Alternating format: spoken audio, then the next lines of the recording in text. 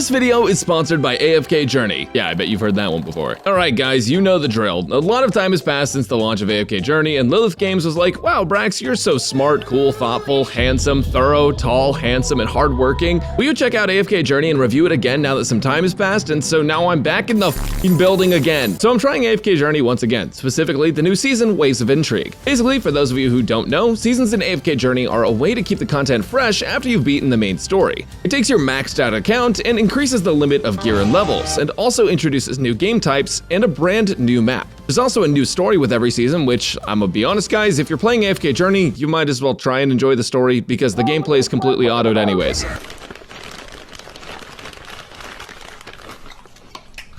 So, the new season, Waves of Intrigue, sends you on a voyage, and for some reason Poseidon has a bone to pick with you, because things get stormy and you get more washed up than XQC trying to play a game of Overwatch 2. What game is this? There's some new characters with Waves of Intrigue, but in general, since launch, there's been a lot of new characters. Like Rick from The Walking Dead, actual Zeus. Holy! I'm not a furry, I'm not a furry, I'm not a furry, I'm not a furry. Sandile, actually, she's been here for a while. Hello, Satan. Jinx, I'm pretty sure this guy's from a yaoi. Groot, smash, smash, smash, smash, pass. Plus, I'm pretty sure this dude came out when Elsa did. Of the closet, that is. They also have these absolute fucking Sigma Chads, Gaiwin and Joey. Alright guys, after simulating all possible universes and outcomes, I've created the perfect team that has a 0% chance of failure. A new captain of the Dust Patroller. But with her laziness, will she manage to do well as a captain? Some of the designs are super unique, but as always, we need to take a look at the furry chart to determine if you're valid or not. First off, looking at Mikola from Season 1, you can see that she does have ears and a tail, but that's not enough to pass the furry line, seeing as you have to have more features than that to enter the danger zone. However, if you look closely at her legs and torso, you can see a sort of furry texture, meaning that she does, in fact, cross the furry line. But what about Lenya, though? Yeah, you don't need me to tell you the results of this one, but not even King Arthur could pull me out.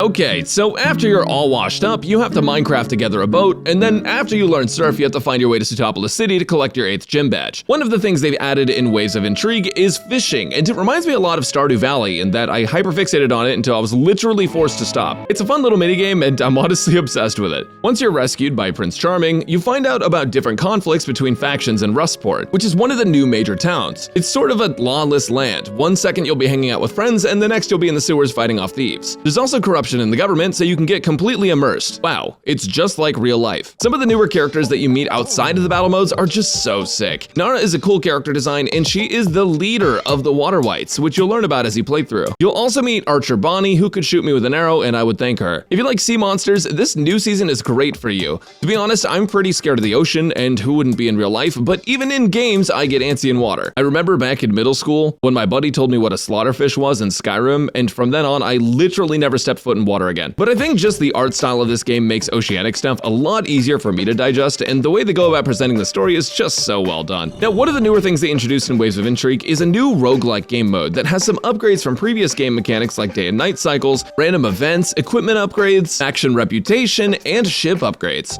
Other than that, the core gameplay of AFK Journey is pretty much the same as we left it, but just expanded a little bit more. For those of us who grew up playing side games alongside our main game, for me it was RuneScape, AFK Journey's gameplay lends itself well to being something that you can progress while you're doing something a little slower. If you're grinding an MMO or taking care of work at home, AFK Journey respects your time a little bit more with its style of gameplay, and also the AFK stage system that gives you rewards when you're offline based on how far you've progressed. Now, that's not to say that you don't play the game at all though, because there's plenty of game modes where you'll be more involved in team drafting, and if you don't use autoplay, you can manually use ultimate abilities to make sure they're timed right and positioned right. There's unbalanced PvP and a balanced PvP mode, and the balanced one genuinely is balanced. You have a certain amount of points to spend every run, and there's a refreshing shop between rounds, so you can pick up specific characters to build around. With that said, this mode isn't really new to Waves of Intrigue, but there's new characters to try, UI, so it does feel more fresh. And though you can focus on building your characters with the increased level cap and new gear resets, which trust me might sound annoying, but I love how they do gear progression in this game, there's a bigger focus on the story this time around. To be honest, AFK Journey's story was always one of the better parts of the game for me when I did my playthrough. Since I'm a sucker for fantasy RPGs, and Waves of Intrigue kind of takes the interest I had in Assassin's Creed Black Flag and turns it into a different type of experience. To be fair, the only things I'm assassinating are weaker overworld mobs, but pirates and sailing the seas are themes that I think are rarely done very well, and I actually think they nailed it for the new season. Now, I don't really want to spoil anything for you, so for this video, I primarily focused on early game footage, but it's worth reading through in my opinion. Though if you want to avoid paying it too much attention, that's fine too. You can literally auto-run to quest locations. The new map is actually pretty big and leaves you lots of places to explore. So the question now is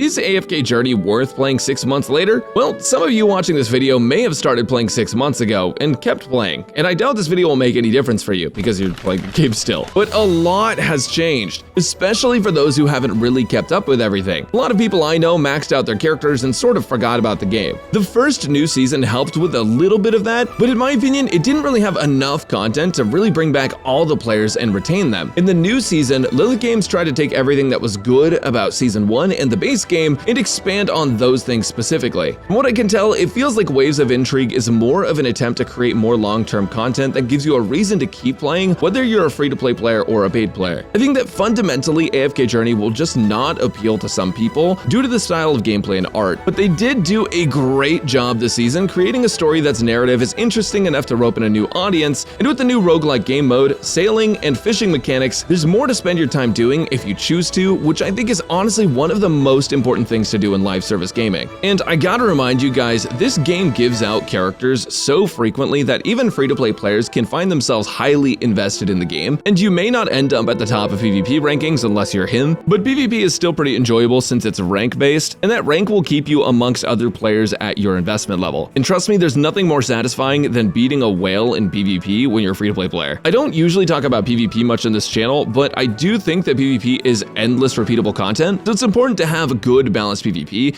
and for those of you guys who don't want to play stuff against other whales, there is the balanced PvP game mode once again, so yeah, I don't know, I just shill that game mode because it's so fun. Of course, with AFK Journey also giving away tons of freebies for players to come back or create accounts, I think it's really worth giving it a try, especially since it's free. But it is still a game that for me is secondary, regardless of how many improvements they make. Overall, Waves of Intrigue comes with incredible improvements to AFK Journey and is absolutely worth trying out for both new and returning players. Over 6 months later, and AFK Journey is still a great game. AFK Journey's new version, Waves of Intrigue, launched on September 19th across various countries and regions, and you can try it now for free. And make sure to use my code in the pinned comment and description of this video for free in-game goodies. Thanks for watching, guys, and I'll catch you next time.